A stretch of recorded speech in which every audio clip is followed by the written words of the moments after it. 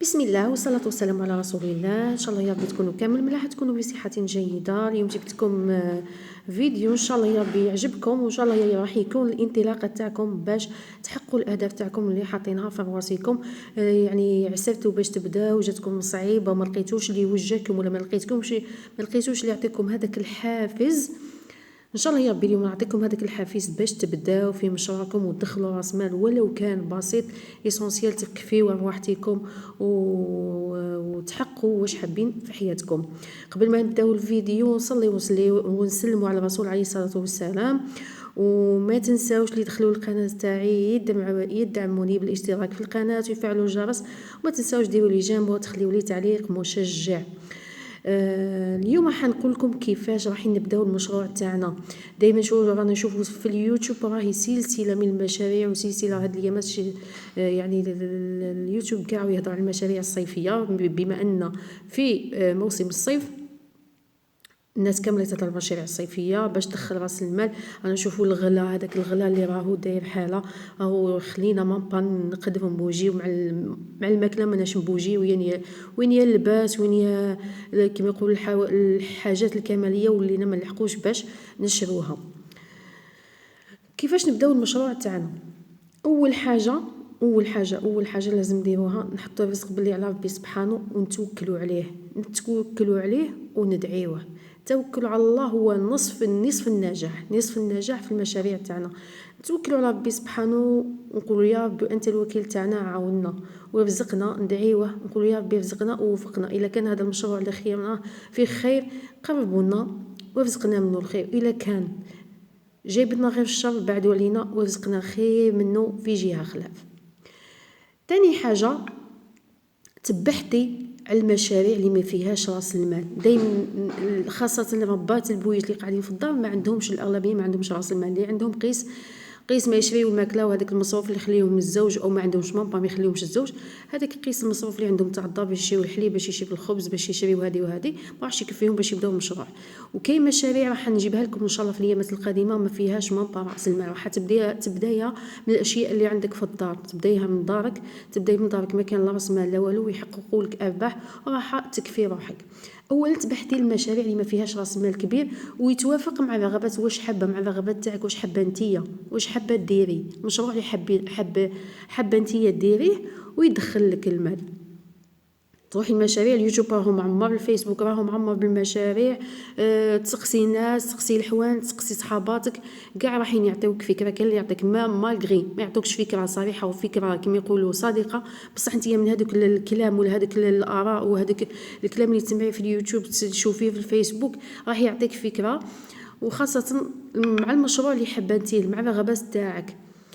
ثالث حاجه لازم تحددي المشروع اللي رايحه تبدا فيه انتي برك، انتيا حطي انتيا واش حابه، ما تشوفيش تروحي لواحد تقول له اقترح عليا مشروع، لا انتيا حددي، شوفي واش حابه انتيا، واش تحبي، الحاجه اللي تقنيها، الحاجه اللي تخدميها وتجيك شابه، سواء في الماكله، سواء في الخياطه، سواء في هذوك المشاريع اليدويه اللي تخدميهم بيدك، اي حاجه تشوفي بلي انتي هذيك الحاجه تحبيها وراح تبدعي فيها، شوفي كوريها وبلوريها في مشروع وديسيدي انتيا اللي قرري انتيا هذاك المشروع خاص بيا انا، وهذاك المشروع انا اللي نبداه وكتاش نبداه، حدي وكتاش تبدايه.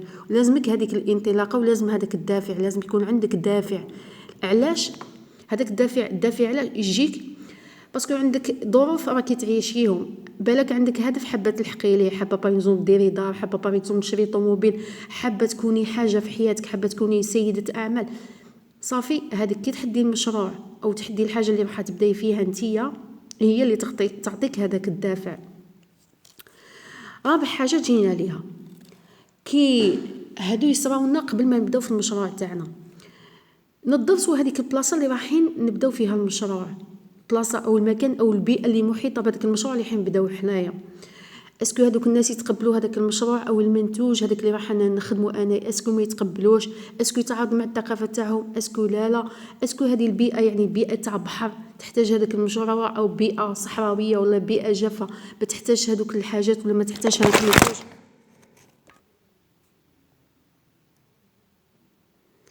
كما قلت لكم نضفسوا البلاصه هذيك اللي راح نديروا فيها المشروع تاعنا. كما قلت لكم اسكو البلاصه هذيك تاع البحر، اسكو البلاصه هذيك صحراء، اسكو هذيك البلاصه على العام فيها شتاء، اسكو هذيك البلاصه شغل فيها حوانت بزاف اللي فيها اللي رايحين يديروا المشروع. انا حتى وان كانت الفكره كما يقولوا مقلده او انت مادام راكي تحبيها باين بلي راح تبدعي فيها، راح تحطي فيها اللمسه تاعك، راح ديريها بطريقه مختلفه عن الاخرين. حتى وان كانت كاينه في المنطقه هذه معليش كي ديريها نتيا بطريقتك الخاصه بلمستك الخاصه اكيد راح تروجي ليها واكيد راحين يقبلوها الناس.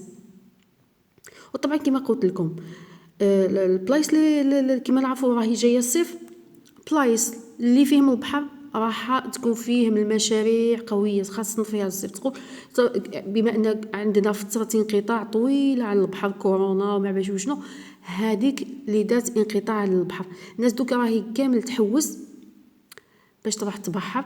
وخاصه ما انه الاسعار تاع الرحلات للخارج زادت، يحوسوا على السياحه الداخليه، يحوسوا على السياحه تاع البلاد تاع الجزائر، يحوسوا على السياحه في مناطق ساحليه هنايا في الجزائر او في كيما سكيك تاجيجن.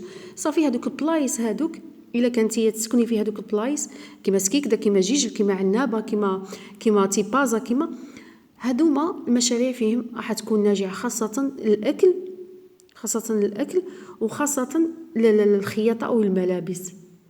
هادوما المشاريع تاعهم ناجحه بزاف حتى وكان راس المال تاعك قليل راح تخدمي ومن هذاك الصرف راح ديري راس مال كبير. ليسونسيال تكوني صابره وتخدمي بجديه.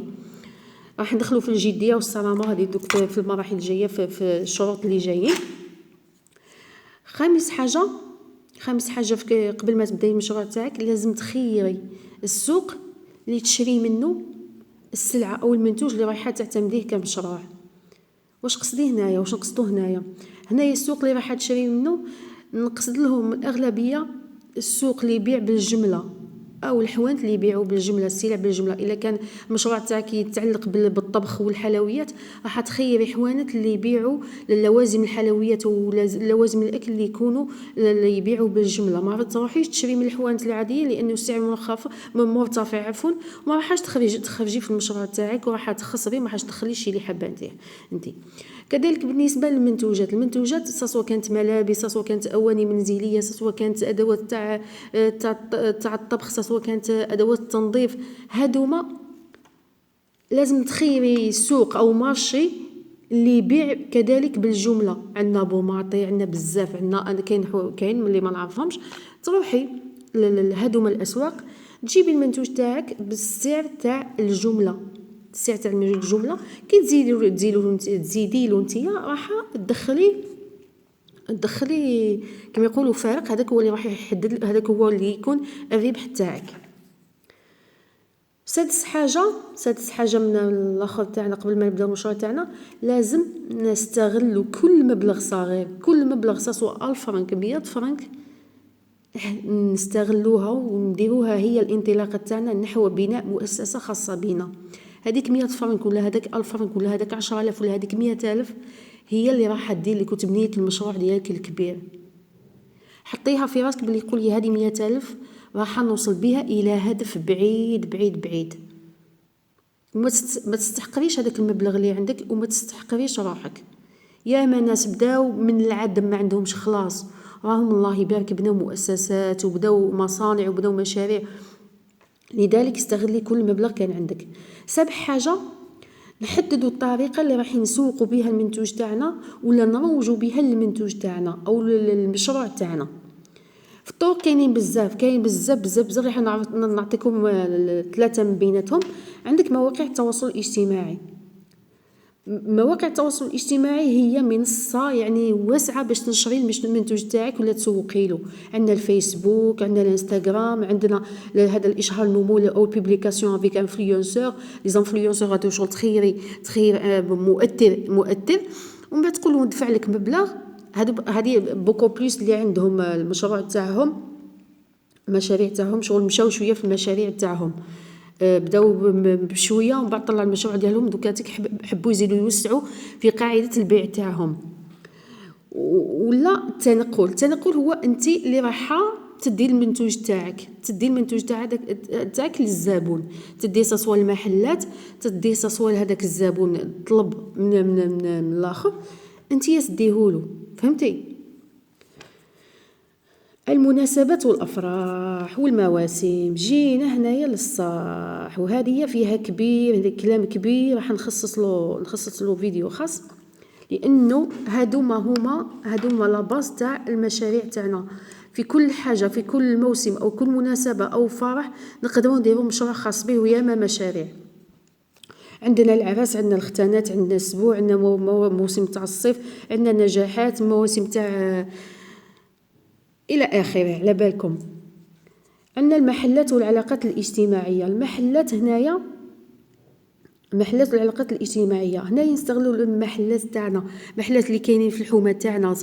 تروحي نتيا ولا يروح الزوج تاعك ولا الاخ تاعك يعرض على المحل، يقولوا بلي نجيب لك منتوج معين ولا سلعه معينه بيعها لي، معليش انت زيد الفايده تاعك واعطيني الفايده تاعي، وانتيا روجتي المشروع تاعك، وانتيا دخلتي مدخول وان كان قليل، معليش صغير صغير صغير، معليش اقتنعي به وديريه، هذاك هو الانطلاقه تاعك. الشرط الثالث في الشرط هذايا الشرط الثامن، واش عندنا هذوك المداخيل كيدخلونا من المشروع تاعنا، نوفروا هذوك المداخيل، نوفروهم ونخبيوهم باش نكبروا المشروع تاعنا. ماشي كيدخلونا نقولوا هادو خلاص نصفوهم، لا هذوك زيدي خبيهم باش زيدي تشري السلعه اكثر، باش زيدي تبيعي. خبيهم ادخريهم، حدي مبلغ اشري به سلعه، ومبلغ خبيه خليه دسيه. دخلتي 100,000، 50 اشري بها سلعه و50 خبيها، 80 اشري بها سلعه و30,000 خبيها. معليش تخبي 30 عند 30 راح دير لك قاعده، راح دير لك انطلاقه. جينا هنايا الجديه والصرامه مع النفس، مع الاتقان والمصداقيه. هذا الشرط يرتبط مع الشرط الثالث تاعنا، اللي لازم انت كما قلت لك تحدي المشروع تاعك اللي رايحه تبداي فيه، المشروع اللي تحبيه انت. كي تحدي حاجه اللي تحبيها انت راح تبداي فيها انت، هذه هي اللي راح تعطيك الجديه والصرامه مع النفس، وتتقني هذيك الحاجه، وتكوني كما نقولوا حنايا كي تخدميها ما تخدميهاش مغشوشه، ما تخدميهاش مخدوعه. وهذه هي واش دير لك، هذه راح تكسبك المشتريه، ورايحه توسع لك القاعده تاع التعاملات التجاريه تاعك، راح توسعها لك. باغ اكزومبل تي بعتي الكليونط عجبها المنتوج تاعك، عجبها المشروع تاعك، عجبها المنتوج تاعك، راح تقول للناس، تقول صاحبتها دوموندا، تقول كاينه وحده والله غير عندي كذا كذا تاع دوك نعطيك المنتوج تاعها والله غير مليح. بعتي الحانوت الفلاني، خصهم نتصل بالفلانيه والله غير السلعه تاعها مليحه، نزيد نجيب من عندها، وكذا وهكذا. القاعده تاعك راح توسع، ومكان المشروع تاعك راح ينحصر في 2 عباد ولا 3. بالجديه والمصداقيه تاعك والصرامه تاعك راح تكسبي قاعده كبيره من المشترين. 10 شرط